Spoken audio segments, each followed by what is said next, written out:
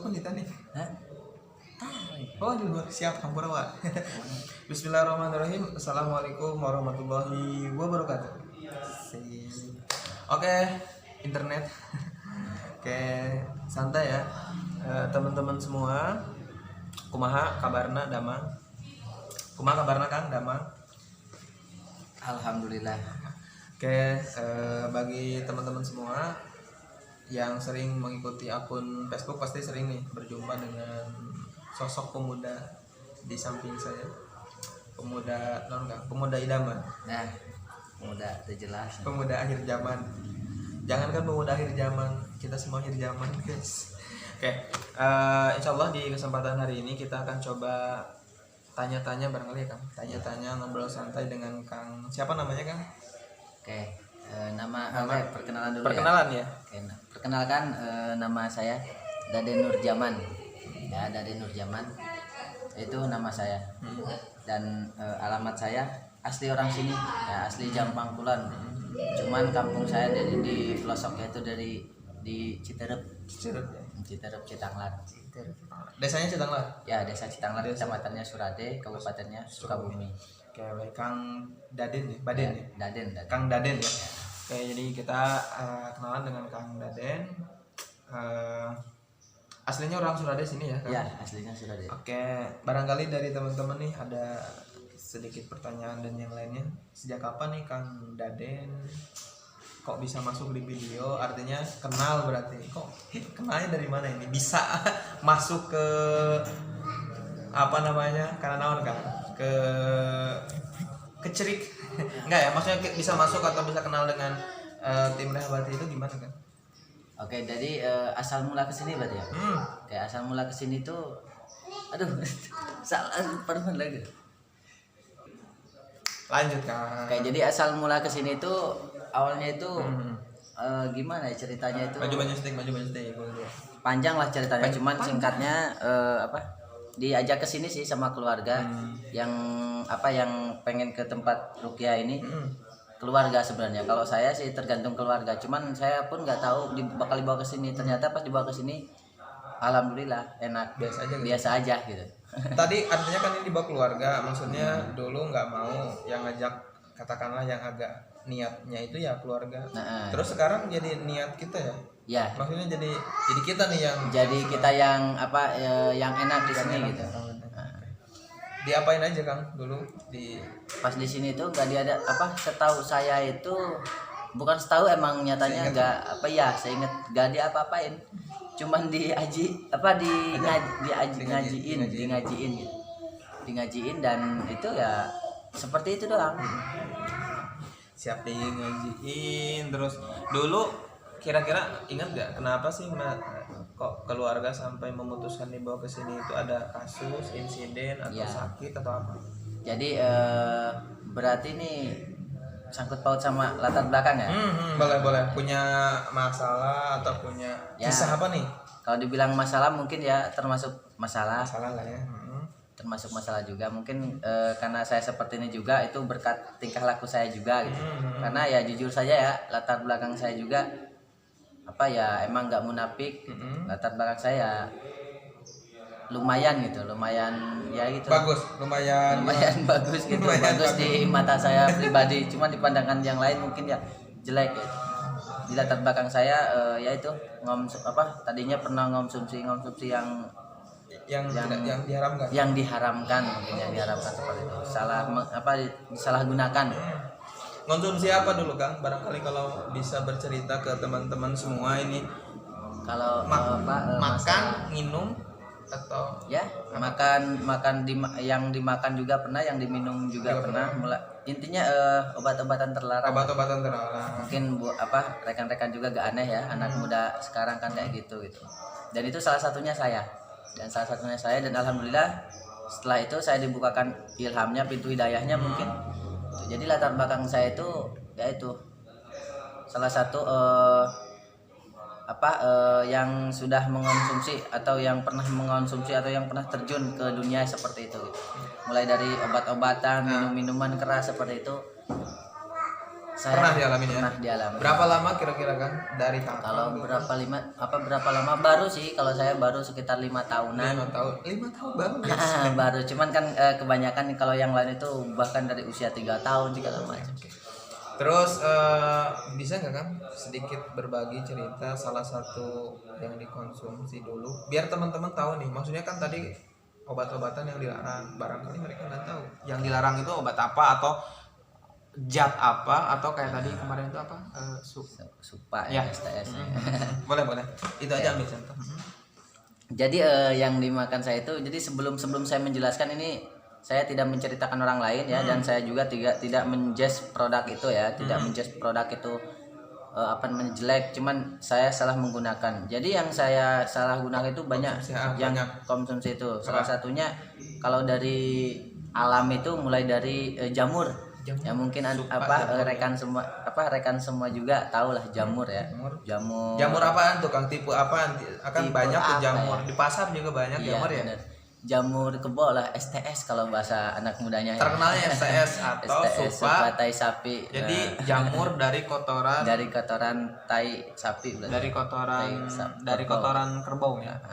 Ada jamurnya dan dikonsumsi itu ya. Dikonsumsi, bisa dikonsumsi langsung, itu pas ngambil langsung dikonsumsi langsung, atau diolah dulu. Olah itu maksudnya dimasak. Dimasak dulu, mudah ya. Dan jangan ditiru ya. Jangan dikasih mudah, cuman tutorialnya. Maksudnya dikonsumsi aja gitu. Dikonsumsi lah. Nah, mentahnya kalau berani. Dampaknya efeknya itu halusinasi ya, jadi bayangan ngeplay. Mabok. Apa gimana sih Kang? Coba. Gimana ya? Kalau dibilang enak lah. Enak itu waktu itu enak. Cuman halusinasi doang. Jadi perasaan itu ya enak. Kalau ngerasain di awan, tanah itu jadi empuk, gitulah halusinasi seperti itu. Berapa lama kira-kira? Kalau setahu saya efeknya itu sekitar 6 jam, itu setahu saya. Cuman kalau yang lain mungkin bisa lebih. Kalau setahu saya cuma 6 jam efeknya itu. Kalau sudah 6 jam itu sudah tidak ada. Kurang lebih 6 jam itu ngeplaynya ya. Ngeplaynya 6 jam.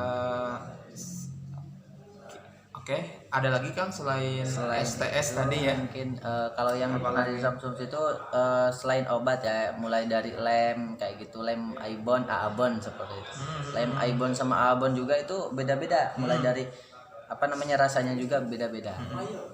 Gitu.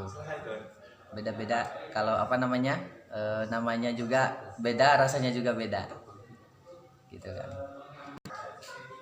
Gitu. Oke, lanjutin Kang. Tadi lem ya. Lem diapain? Yang kita tahu kan lem buat perekat ya, buat perekat. Cuman kalau saya dulu itu dihisap ya, dihisap. Itu ya alhamdulillah bisa bisa nyampe habis 1 2 3 juga bisa nyampe gitu. Mungkin kalau rekan-rekan banyak yang bisa lebih, bahkan max out gitu 10 segala macam. Kalau saya enggak. Kalau 10 enggak. Itu dicium, dimakan apa di gimana tuh? Ya, dicium, dihisap lah. Dihisap ya, sampai kering, sampai habis lah. Emang kalau yang saya ketahui nih, kalau kita kayak di pom bensin ya, atau ya tadi bensin atau lem, emang ada kalau dihirup itu ada nyengat gitu ya, tapi nggak tahu ada zat apa. Itu kalau dihisap terus-menerus bisa mabok ya? Bisa mabok, bisa halusinasi lah, munculnya halusinasi gitu. Nggak salah berarti lemnya itu emang buat perekat ya fungsinya, cuma ada orang-orang yang memanfaatkannya, penyalahgunaannya dan berakibat buruk ya. Berakibat bisa dibilang bukan buruk lagi tapi fatal lah. Fatal ya.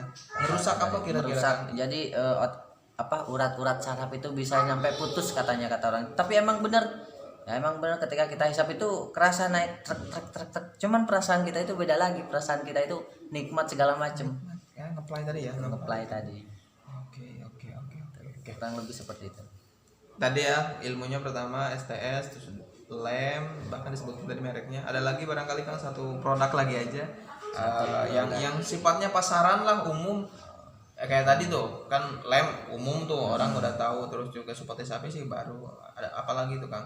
Kalau yang saya ketahui kan banyak ini obat-obat gitu tuh, obat-obat baik di apotek atau di obat warung yang dikonsumsi dengan jumlah yang banyak tuh, gimana tuh? Banyak sih yang pernah dikonsumsi juga, salah satunya yaitu STS, lem sama komik segala macem. Komik kalau dari segi obat-obatan itu banyak ya. Cuman kalau saya sebutkan dari segi obat-obatan takutnya nanti salah pemahaman, tapi ya sekali lagi ini ngomongan pengalaman saya ya. Betul, dari betul, obat-obatan juga kalau boleh disebutkan mungkin bisa, cuman sebagian. Yang tadi obat warung ada nggak obat warung? Obat warung kayak itu komik ada. tuh saya Komik. pernah banyak Nah, beritanya. Pernah konsumsi? Pernah, komik juga pernah. Itu di apa ya? Diminum biasa. Kalau komik diminum biasa, bisa dikena kan gelas. untuk orang yang sakit. Biasanya ya itu untuk orang yang sakit. Cuman kalau saya dulu pengennya itu ya mungkin kalau tahu sekarang pengennya sakit mungkin kalau tahu sekarang. Cuman kalau dulu pemikirannya beda. Gimana caranya enak gitu. Kalau dari segi obat-obatan mungkin kalau boleh saya sebutkan mungkin banyak. Cuman salah satunya itu tramadol kayak gitu. Ya. Oke, baik. Jadi gitu ya, ada 3 jenis tadi yang dikonsumsi beliau yang mengantarkan beliau ke jalan hijrah. Guys. Iya. Gitu ya. Jalan maksudnya gini, pengertian hijrah itu kan dulu Kang Daden ini menganggap obat-obatan itu ya pelepas ya buat ngeplay, mabok dan yang lainnya. Tapi beliau dulu mungkin ya nggak tahu. Tahu nggak sih bahwa itu salah? Kalau tahu ya tahu gitu. Tapi banyak yang ngomong yang ngelarang bahwa kalau melakukan itu salah ya. Cuman entah kenapa saya lakuin gitu loh. Saya lakuin karena mungkin karena pergaulan dan lingkungan. Tapi saya juga tidak tidak menyalahkan teman-teman, saya juga tidak menyalahkan. Jadi mau ditinggalin gitu teman-temannya, apa emang kita balik lagi kalau balik lagi ke tempat yang dulu. Kalau balik lagi ya insya Allah balik lagi, cuman bukan berarti balik lagi diam di tempat yang dulu. Itu paling kalau balik lagi juga paling cuma mau ya itu perkenalan gitu. Kalau meninggalkan obat-obatan kayak gitu sama minum-minuman yang pernah saya konsumsi pasti ditinggalkan. Cuman kalau teman-temannya atau kawan-kawan saya tidak bisa untuk meninggalkan mereka. Oke, ini poinnya ya. Ada orang yang tahu itu salah, biasanya mereka ditinggalin tuh ke lingkungannya, orang-orangnya. Tapi untuk Kang Daden ini, beliau tahu sekarang itu salah ya Kang. Udah dapat tadi hidayah gitu ya, katakanlah. Dan beliau nggak akan ninggalin teman-teman yang masih berada di zona merah itu ya, di zona terjelembab itu. Jadi saya akan ninggalin untuk saya pribadi, tapi saya tidak akan ninggalin untuk teman-teman saya. Saya akan ngingetin barangkali gitu ya, ngingetin supaya orang-orang ini kan juga orang-orang ya, maksudnya saudara kita, mereka juga barangkali sama seperti kita dulu, nggak tahu. Tapi kalau diingetin kan mudah-mudahan mereka juga punya pemikiran yang sama seperti kita, hijrah lah gitu ya. Terus sekarang apa nih yang dilakukan Kang Daden? Katakanlah udah mulai menjauh dunia hitam. Apa nih? Apa emang kalau yang yang dilakukan jadi mengunjungi lingkungan tertentu atau emang pesantren misalkan atau apa? Jadi kalau buat sementara sekarang ya, buat sementara sekarang saya masih proses pembersihan ya. Pembersihan mungkin kawan-kawan juga banyak mungkin berpikir gimana nih buat membersihkan misalkan seperti itu. Dan saya juga sekarang masih proses membersihkan itu sebisa-bisa saya, mulai dari banyakin minum air putih, dan itu yang saya lakukan sampai sekarang, sama minum air kelapa gitu. Oke, maksudnya di sini ya teman-teman, pembersihan itu ada 2, pembersihan fisik dan pembersihan psikis. Kalau pembersihan fisiknya, beliau hari ini banyak konsumsi air putih sama air kelapa. Itu diyakini dan emang ada ya kalau nggak salah jurnalnya, pengetahuannya, bahwa kalau sering konsumsi itu insya Allah toksin-toksin yang ada dalam tubuh kita ketarik tuh ke bawah, keluar, nyari nguras lah gitu ya, bahasanya nguras. Tapi kalau untuk pembersihan secara psikis yang beliau lakukan barangkali apa Kang? Berada di menjauh lingkungan orang-orang yang lebih baik, atau katakanlah per hari ini misalkan dunia yang lebih baik dari sisi penampilan, misalkan lebih mendekatkan diri gitu ya. Lebih mendekatkan diri juga. Mendekatkan diri kepada Allah itu maksudnya bergaul dengan orang-orang yang hobi ibadah, katakanlah umum ya misalkan, tapi yang paling dekat misalkan para santri karena kesehariannya ngaji, tidak terlalu jauh dari masjid gitu ya, dari kebaikan. Mudah-mudahan dengan ikhtiar sering konsumsi apa tadi Kang? Air putih kelapa itu toksin-toksinnya keluar, dan juga pendekatan atau ikhtiar yang beliau lakukan, berkumpul, berkenalan dengan orang-orang yang sudah baik, mudah-mudahan tertular baik gitu ya Kang. Insyaallah. Closing statement Kang barangkali buat sahabat-sahabat di Jamang nih. Pertama closing statementnya atau kesimpulannya, Akang memandang ruqyah itu gimana? Apa untuk orang-orang yang kesurupan atau emang saya kan nggak kesurupan dulu ya, kesini itu nggak kesurupan. Itu satu. Yang terakhir dari obat-obatan, gimana sarannya kepada mereka yang ngasih konsumsi atau orang yang baru mau nih nyoba-nyoba obat itu. Boleh Kang untuk ruqyah dulu. Oke, kalau pandangan saya dari ruqyah ya. Kalau dari ruqyah itu emang awalnya sebelumnya saya itu setahu saya atau yang saya lihat itu ruqyah itu buat penyembuhan orang yang kesurupan. Ternyata setelah saya kunjungi, setelah saya rasakan itu ternyata tidak seperti apa yang saya lihat, apa yang saya pikirkan. Itu bahkan saya juga berpikir dulu, berpikir bener apa enggak, ini settingan apa enggak gitu. Dan setelah saya rasakan ternyata ruqyah itu cuman emang saya dulu juga saya tidak kesurupan. Pas setelah datang ke tempat ruqyah ini saya ngajiin gitu. Di ngajiin Al-Qur'an gitu. Dan yang saya rasakan itu ya makin tenang, makin adem ya itu. Gitu. Kalau pandangan saya dari ruqyah itu. Yang ininya Kang, pandangan untuk apa tadi terakhir itu? Obat-obatan ya. Pesan ya. lah, pesan atau ya pesan lah buat. Oke, buat mungkin sedikit ngasih pesan ya buat rekan-rekan yang masih di jalan ya, yang menurut kalian benar ya. Kalau dari saya pribadi, lanjutkan jika memang itu benar. Dan saya juga mungkin buat rekan-rekan, buat adik-adik ya, mungkin adik-adik yang di bawah saya itu, bawah umur saya, yang mau nyoba-nyoba ya silakan. Cuman ya itu, buat adik-adik, intinya buat semualah, buat mau yang sudah lama di jalan, mau yang baru di jalan, mau yang baru mau nyoba segala macam, mau yang sudah lama mengonsumsi segala macam, silahkan lanjutkan, silahkan lanjutkan. Saya tidak melarang, cuman satu ya, satu pesan dari saya, silahkan mabuk lakukan, silahkan yaitu ibadah tinggalkan, silahkan. Yang penting satu, yaitu kalian harus tahu kapan kalian meninggal.